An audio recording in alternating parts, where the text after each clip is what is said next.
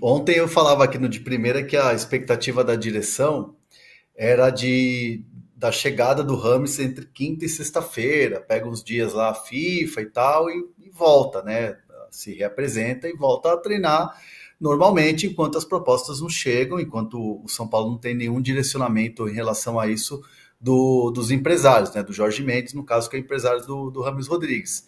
Só que quem trabalha com o Rames entrou em contato com o São Paulo ontem, depois do almoço, né, no início da tarde, pedindo para que o São Paulo desse o final de semana, liberasse mais uns dias, e isso já estava na conta do São Paulo. Para falar bem a verdade, eu conversei com uma pessoa da direção de São Paulo anteontem, que já me dizia, se ele pedir, a gente vai avaliar aqui.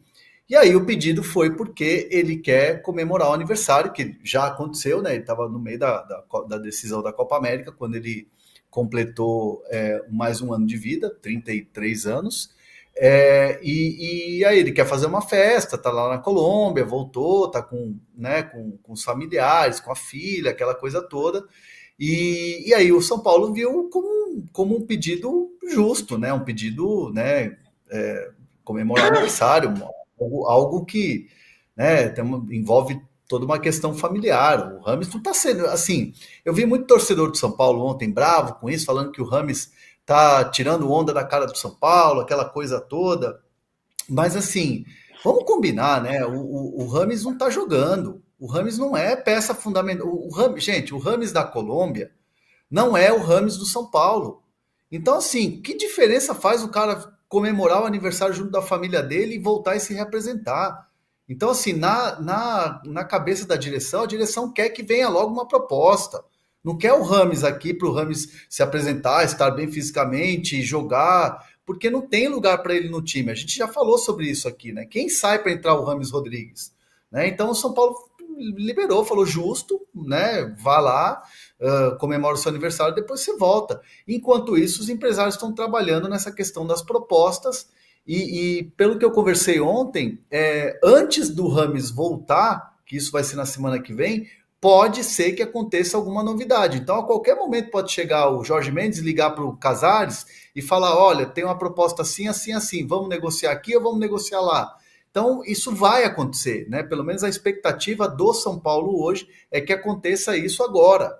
Então, enquanto isso, deixa ele lá comemorando com a família e tal, porque, repito, gente, o Rames não faz parte hoje do dia a dia do São Paulo. Ele é um jogador que tem contrato, que tem toda uma programação para cumprir, mas não é o fim de semana na Colômbia, curtindo o aniversário ou comemorando com os familiares que vai fazer a diferença para o São Paulo no Campeonato Brasileiro, ou na Libertadores, ou na Copa do Brasil. É simples.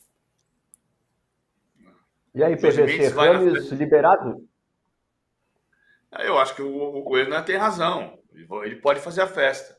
Diz que o Jorge Mendes vai na festa de aniversário de 33 anos do Rames, mas só pode passar umas 2 horas e meia. Por quê? E o presente já sabe qual que é, né? Uma folhinha A4 timbrado com algum time fazendo proposta.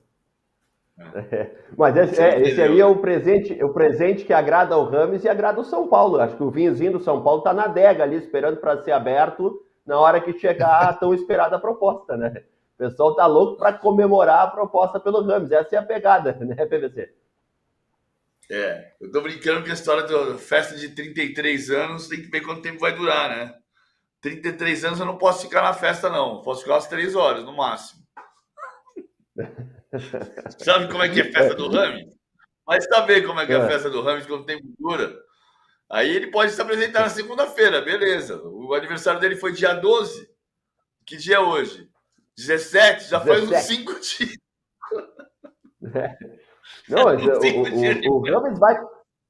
O Rames está tão preocupado com buscar espaço no São Paulo que ele pediu até tempo para fazer festinha de aniversário, né? Eu acho que é isso que o torcedor fica pensando, viu, Hernan? Tipo, ele tá tão afim de conquistar espaço, ele tá tão incomodado com a reserva, com não jogar, que ele pediu mais um finzinho de semana aí para curtir o aniversário. Acho que isso aí que irrita o torcedor, né, Hernan?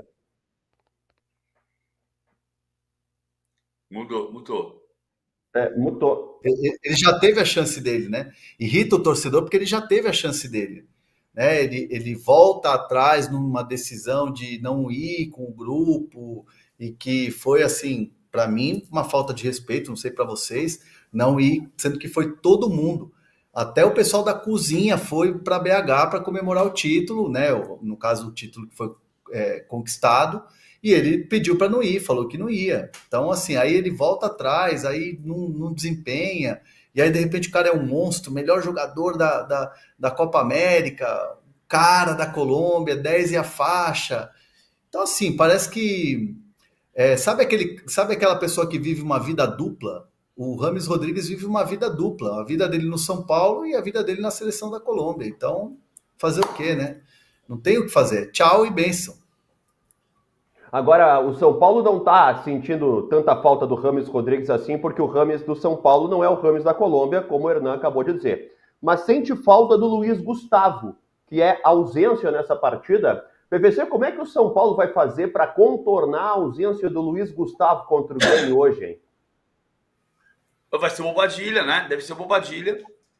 O Luiz Gustavo tem um jogo aéreo melhor, tem uma saída de jogo melhor, mas o Bobadilha é bom jogador. Então não é um drama. Também não tem o Alan Franco. E volta o Ferrarese, que é bom zagueiro. O Alan Franco foi expulso contra o Atlético. O Ferrarese entra na zaga. O Diego Costa foi vendido. Então, para o Krasnodar, né? Então, o Ferrarese entra. Eu acho que tem, do lado do Grêmio, e você me corrige, Marinho, tem um desfalque mais sério. O Cristaldo.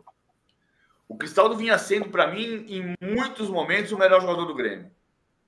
E chegou a jogar, perdeu um pouco de desempenho, porque passou a jogar de falso 9 em alguns momentos, com o Edenilson no meio campo e o Cristaldo solto na frente, com a ausência do Diego Costa, e perde um pouco do desempenho dele. Mas o Cristaldo é muito importante para o meio campo do Grêmio. Nos melhores momentos do Grêmio no ano, o Cristaldo foi muito decisivo, e ele está fora hoje.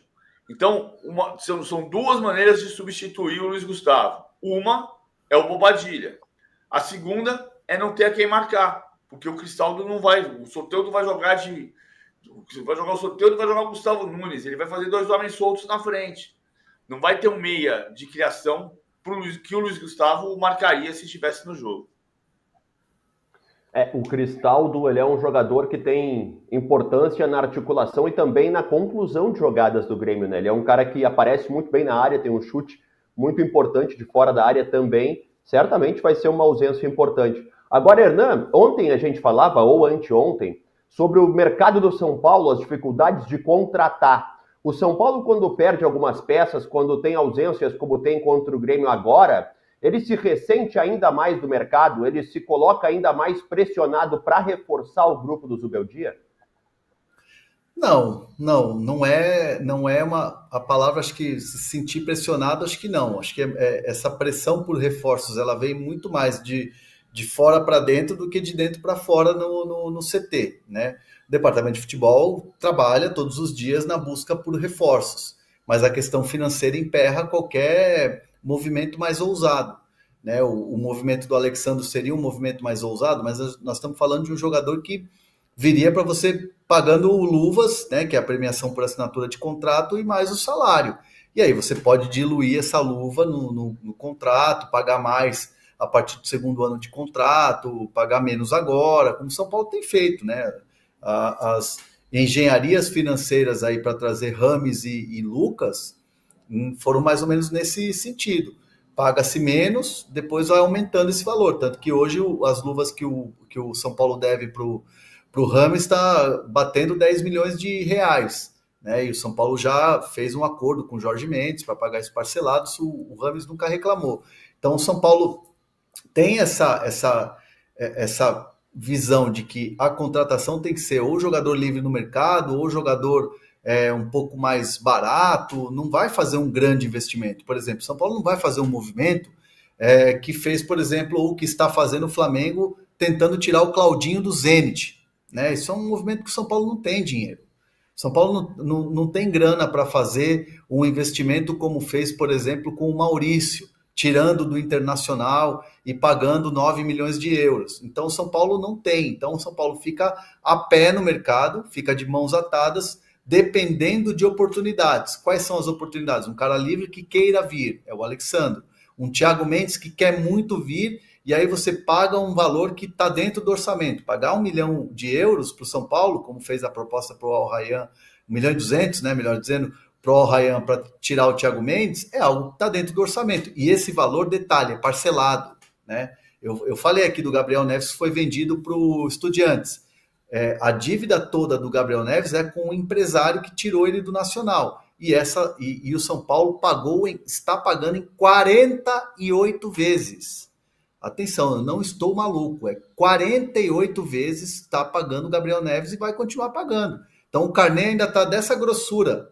Sabe aquela Bíblia Sagrada? É o carnê de pagamento do São Paulo dos negócios que está fazendo. É o que se pode fazer hoje.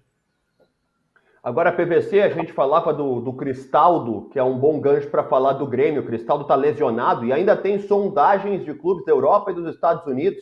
E é um jogador que já recebeu até uma reposição no grupo do Grêmio, a contratação do Monsalve, Miguel Monsalve, um jogador colombiano que está junto do pacote de contratações que o Grêmio está fazendo com o Aravena, que é chileno, e o Arezzo, que jogou no Peñarol e estava na Espanha.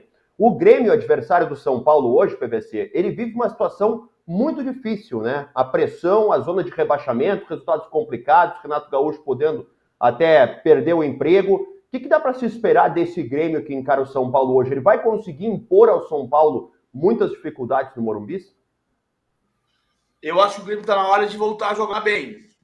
E não voltou ainda. Eu entendo perfeitamente o que o Renato falou durante todo o período da crise, quando ele falou, ele argumentava que o time foi o último a voltar para casa, porque o Internacional tinha voltado para o Rio Grande do Sul, o Juventude tinha voltado a jogar em Caxias, mas o Internacional não tinha voltado a Porto Alegre e nem ao Rio Grande do Sul, porque ficava jogando em Curitiba. E isso criou um desgaste. Isso criou mesmo um desgaste. Mas agora o time voltou para o Rio Grande do Sul. Então você consegue conviver com as famílias. Acho que isso também coincide com desfalques, como o do Cristaldo, como o do Vila Sante na Copa América, como o do Kahneman, hoje expulso, que foi expulso e está fora do jogo de hoje. Tem tudo isso para resolver, mas o Grêmio tem muita condição, muito mais condição do que Corinthians e Fluminense de escapar do rebaixamento. Só que o torcedor gremista sabe que em 2021 a queda era completamente improvável e aconteceu com os elencos mais valiosos do Brasil. Elencos muito bons que caíram. Palmeiras 2002 tinha Marcos, Zinho, Arce, Dodô. O Cruzeiro de 2019 tinha Rodriguinho, tinha Thiago Neves. E o Grêmio de 21. Se caiu em 21, se não abrir o olho, cai de novo. Então tem que jogar bem e somar ponto. O Grêmio não ganha no Morumbi desde 2013. São 5 empates e 4 derrotas. O Morumbi nem se chamava Bis, se chamava Bi ainda. Não. O nome acabava diferente. O Grêmio, PVC, você falava sobre voltar para casa, o Grêmio ainda não conseguiu voltar para a Arena, né? Ainda não está jogando na Arena. O Inter, quando joga, já está no Beira-Rio, né? Já deixou de jogar em Caxias do Sul. O Juventude não foi tão impactado com a enchente, não teve problemas no CT nem no Alfredo Jaconi, mas o Grêmio ainda não voltou para a Arena. Por falar em Rio Grande do Sul, o Internacional está tomando o técnico do Juventude. O Juventude informou agora pela manhã, vamos colocar na tela a manifestação oficial do Juventude, o desligamento do Roger Machado, porque o Roger Machado está a caminho do Internacional. Vai com sua comissão técnica, com seus auxiliares, com o Paulo Paixão, preparador físico, para ser oficializado como novo técnico do Inter nesse movimento de saída de Caxias do Sul e ida para Porto Alegre. Deixa eu ouvir rapidamente um pitaco de cada um de vocês sobre o Roger, deixando o Juventude indo para o Inter. Primeiro você, Hernan, o que dá para se comentar desse movimento do Roger? É bom para ele, sob ponto de vista de mercado? Tu acha que é uma... Daqui a pouco sai de um trabalho que está consolidado, está dando certo, vai para o Inter, vai ter que recomeçar. Como é que é a tua opinião sobre isso? Já tinha acontecido com o Carpini no São Paulo, né? Só que o Carpini teve uma conquista, né? Foi vice-campeão brasileiro da Série B e estava iniciando o projeto e de repente vai para o São Paulo às pressas, né? O Roger Machado foi um pouco mais rápido até, né? Então, o mercado olha com desconfiança isso, tá? Já ontem o papo entre muita gente do mercado, do meio, era: ó, o Roger mal voltou ao cenário, ele estava sumido, e já faz um movimento que, de repente, pode ser ruim, né? Se ele não conseguir atingir os objetivos que ele quer no internacional. Então, assim, o mercado olha com um pouco de desconfiança. Eu ouvi até de uma pessoa importante de mercado dizendo: pô, às vezes os treinadores não se ajudam, né? Reclamam tanto, e muitas vezes quando tem esses movimentos é porque prova que eles também não se ajudam, a categoria não se ajuda. Mas evidente que a proposta era boa, o Internacional já vinha fazendo essa sondagem quando o Kudê foi embora, era um nome, outros nomes foram procurados, até uma ala da direção do Inter tentava um movimento um pouco mais ousado, por exemplo, consultando, indo atrás do Sérgio Conceição, técnico do Porto, né, que foi técnico português, mas isso não aconteceu. E a opção mais fácil, entre aspas, e mais à mão, e um cara que conhece muito bem o futebol gaúcho, claro que tem toda uma história no rival, no Grêmio, mas era uma situação emergencial e que teve um consenso dentro da diretoria do Internacional. Então, por isso, o nome do Roger Machado foi sendo trabalhado, construído, até que ele aceitou a proposta hoje cedo. PVC, o mesmo treinador que reclama da falta de projeto quando é demitido é o treinador que troca um time pelo outro. Como é que fica essa situação? Você acha que está correto o Roger de buscar um crescimento, Juventude para o Inter, evidentemente, um crescimento profissional, mas perde um pouco a essência da reclamação quando o técnico é demitido? Não, eu acho que o Roger... Vamos lá. Eu acho que tem duas coisas diferentes. No mercado técnico do Brasil, os técnicos sabem que vão ser demitidos mais do que eles pedem demissão. Então, de fato, tem um erro de pedir demissão e ir embora, mas a lógica é que se você não pedir demissão e for embora ao ter uma oportunidade, você vai esperar o segundo turno chegar, o time vai cair de produção e quem vai te demitir vai ser a direção do Juventude. Claro que isso não serve de justificativa, mas é assim que funciona. Na maior parte das vezes funciona assim. Eu acho que o caso do Roger tem um diferencial. Primeiro, o Roger quer voltar e merece voltar para um grande mercado. O Roger é um técnico de primeiro nível do futebol brasileiro. Às vezes se discutiu liderança com o elenco, nunca se discutiu a parte tática do Roger. Nunca se discutiu a qualidade dos treinos do Roger. Às vezes discutiu-se liderar grupos muito, muito cheios de caciques, mas isso... E também ninguém nunca disse que ele não sabe fazer isso. Mas quando se questionou o Roger, foi mais por isso do que pela parte tática. O segundo ponto, além dele ter que voltar para o nível mais alto, e o Internacional oferece isso a ele, é que o Internacional e o Grêmio muitas vezes tem resistência de um lado para o outro, né?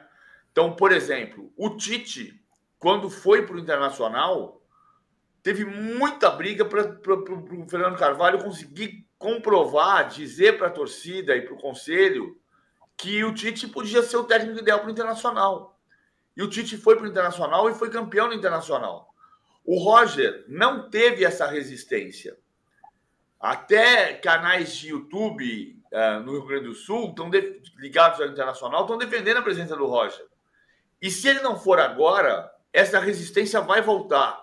Porque o Roger era uma figura muito ligada ao Grêmio. Foi técnico do Grêmio 2 vezes, foi jogador campeão da Copa do Brasil pelo Grêmio, campeão da Libertadores pelo Grêmio, campeão brasileiro pelo Grêmio. E quando o Internacional abre os braços dessa maneira, eu acho muito positivo para o Roger e para o mercado do Rio Grande do Sul. A gente viu o Minelli e Enio Andrade dirigindo tanto o Grêmio quanto o Inter. E depois ficou uma coisa de o Tite não pode dirigir o Inter, porque o Tite é ligado ao Grêmio. Né? E dirigiu não. O Mano mais recentemente. Mas o Mano tem uma coisa, Hernan, porque o Mano foi técnico da base do Internacional antes de ser técnico do Inter. Então, a resistência do Mano me parece que era um pouco menor, porque o Mano já tinha uma história no Internacional. E o Roger não tem, como o Tite não tinha. Qual